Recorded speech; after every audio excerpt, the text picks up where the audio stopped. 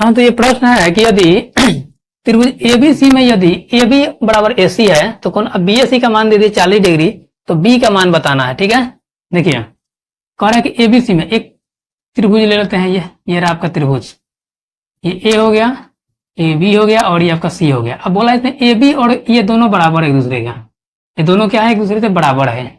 जब दोनों का एडजेसेंट साइड जब बराबर हो तो ये दोनों एंगल भी बराबर होगा।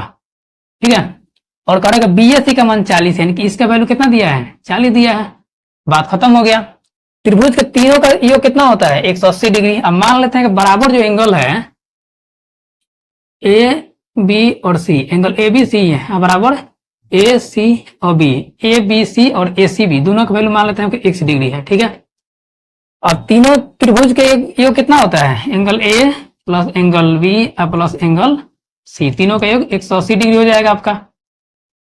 तो 180 में ये दोनों का वैल्यू कितना है, ए का मान दिया x डिग्री और ए का मान ये बी एस सी है ना, तो देखो बी एस सी का मान कितना है 40 डिग्री, ये x डिग्री और इसका हो जाएगा x डिग्री बराबर 180। ठीक है, दोनों जोड़िए 2x डिग्री प्लस 40 डिग्री, यानी कि 2x बराबर हो जाएगा 180 में से हम 40 को घटा देंगे, यानी 140 डिग्री।